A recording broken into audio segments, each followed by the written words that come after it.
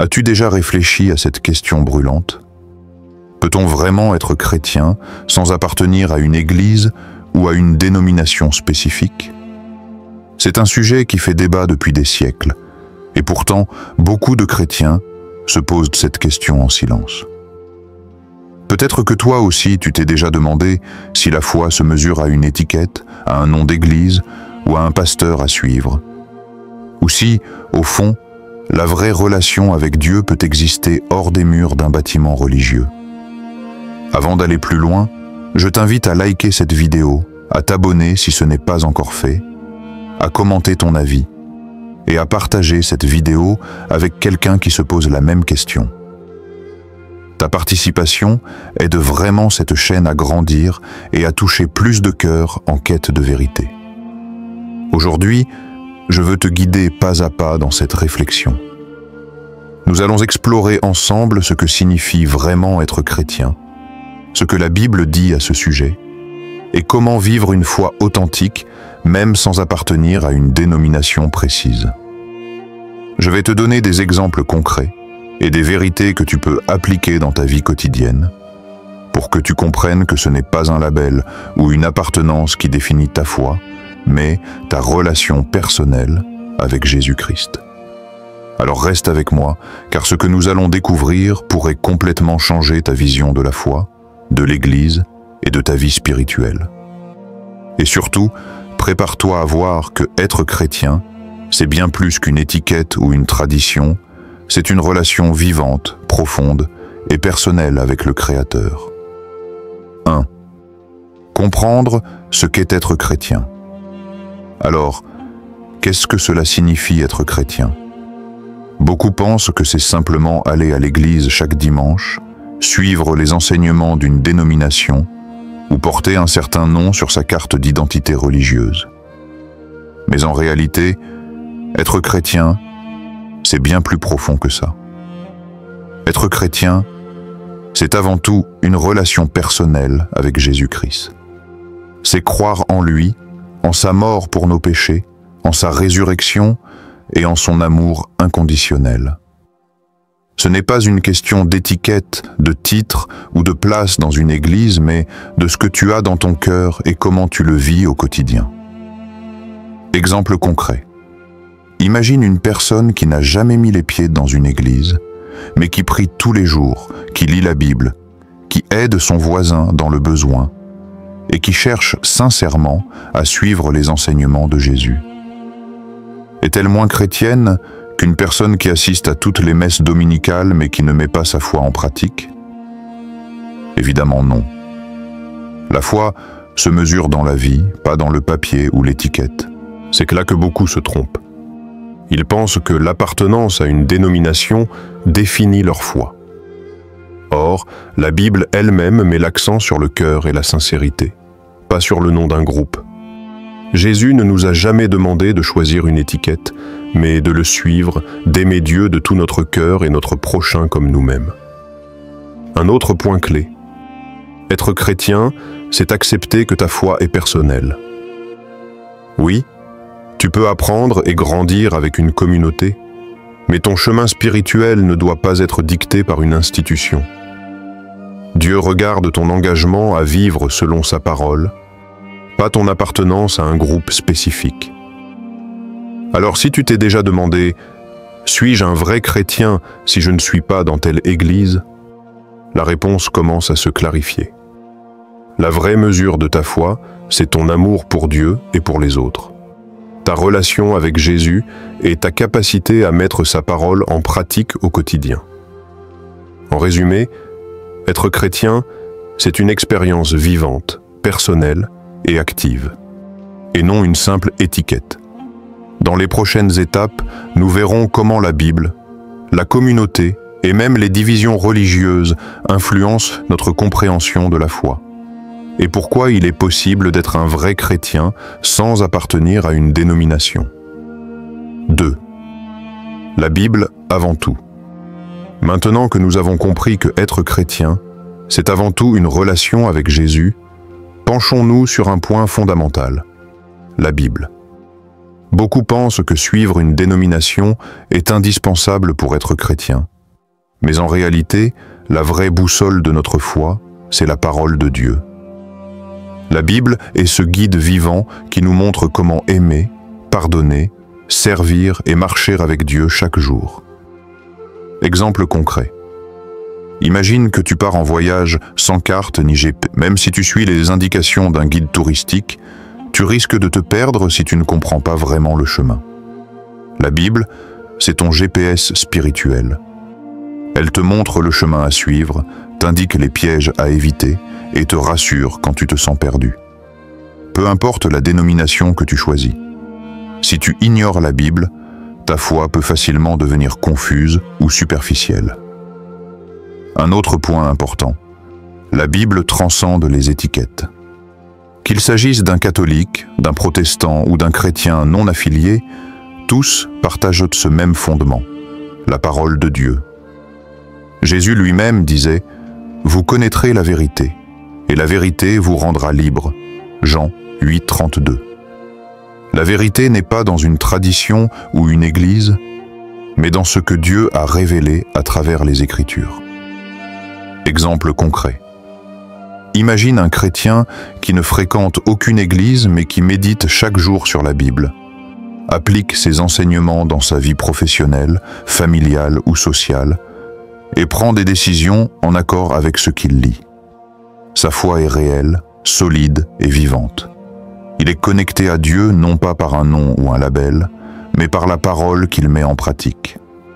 C'est également là que beaucoup font l'erreur de dépendre uniquement des leaders ou des institutions pour comprendre Dieu. Bien sûr, les pasteurs et enseignants peuvent guider, mais aucune autorité humaine ne remplace le contact direct avec la Bible.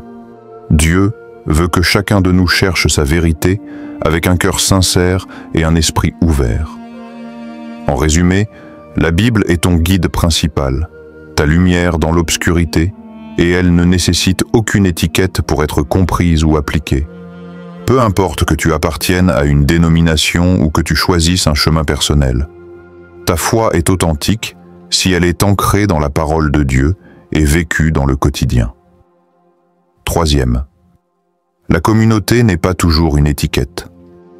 Quand on parle de christianisme, beaucoup pensent immédiatement à l'Église, au pasteur, au service du dimanche et aux traditions d'une dénomination.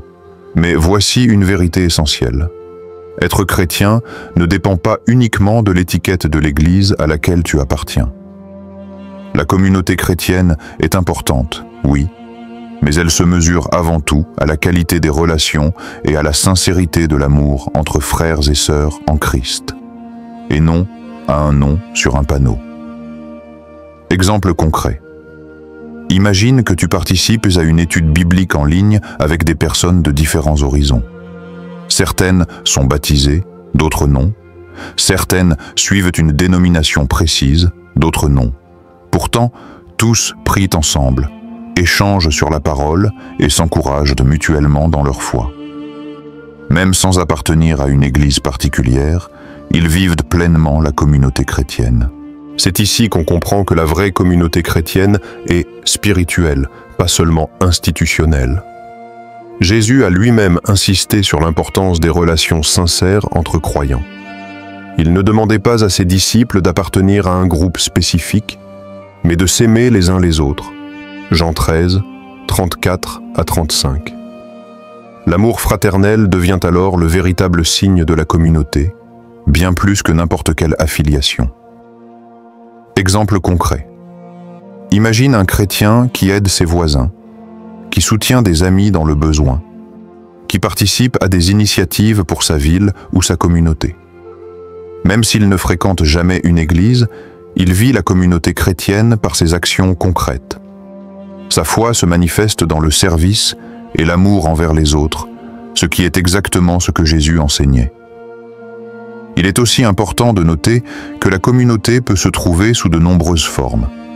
Groupes de prière, études bibliques en ligne, discussions spirituelles avec des amis sincères, ou même des rencontres informelles autour de la parole. L'essentiel est la sincérité et la volonté de grandir ensemble dans la foi, pas le nom de l'église ou la décoration du bâtiment. En résumé, être chrétien ne se limite pas à une affiliation ou à un rituel religieux. La véritable communauté est celle qui encourage, soutient et guide chacun dans sa relation personnelle avec Dieu. Même sans appartenir à une dénomination spécifique, tu peux expérimenter une communion authentique avec d'autres croyants, bâtie sur l'amour, le service et la parole de Dieu. 4e. Les pièges des divisions. Maintenant que nous avons parlé de la communauté chrétienne, il est essentiel d'aborder un point délicat mais crucial, les divisions entre les dénominations. Malheureusement, l'histoire du christianisme montre que trop souvent les chrétiens se concentrent davantage sur les différences doctrinales que sur ce qui unit tous les croyants, l'amour de Dieu et le service envers les autres. Exemple concret. Imagine 2 chrétiens qui passent des heures à débattre pour savoir quelle version de la Bible est la vraie ou quelle tradition est correcte. Pendant ce temps, ils oublient de pratiquer l'amour, la générosité et la compassion. Jésus a lui-même dénoncé les disputes inutiles entre ses disciples et a toujours mis l'accent sur l'unité et l'amour fraternel. Les divisions religieuses peuvent créer un piège subtil. Elles donnent l'impression que la foi se mesure à l'étiquette ou à l'appartenance, plutôt qu'à la relation personnelle avec Dieu. Cela peut conduire à un jugement injuste des autres chrétiens et à une vision étroite de ce qu'est la vraie foi. Or, Dieu ne regarde pas ton église, ton titre ou ton groupe. Il regarde ton cœur, tes actions et ta fidélité à sa parole. Exemple concret. Une personne qui suit strictement toutes les règles de son église, mais manque de compassion envers les autres, peut sembler pieuse, mais sa foi manque de substance. À l'inverse, quelqu'un qui aime, pardonne et sert, même sans étiquette, vit pleinement la foi chrétienne. La division entre dénominations ne doit jamais te faire croire que ta foi est inférieure ou que tu n'es pas un vrai chrétien. Il est donc crucial de recentrer notre attention sur l'essentiel. La relation avec Jésus, la lecture de la Bible et la pratique de l'amour et du service. Les différences doctrinales existent, mais elles ne doivent jamais éclipser ce qui est fondamental. Comme le disait Paul dans ses lettres, ce qui compte, c'est de croître dans la foi et de marcher selon l'esprit, pas de se perdre dans des querelles de noms et de traditions. En résumé, les divisions religieuses peuvent être un piège si elles nous éloignent de l'essentiel. Aimer Dieu, aimer notre prochain et vivre une foi authentique. Même sans appartenir à une dénomination spécifique, tu peux être un chrétien solide, centré sur Jésus et sur la parole de Dieu, et éviter les pièges de la division. 5. La liberté en Christ. Enfin, arrivons à un point essentiel, la liberté que nous avons en Christ. Trop souvent, on pense que pour être un vrai chrétien, il faut suivre une église spécifique, respecter toutes les traditions d'une dénomination et se conformer à des règles précises.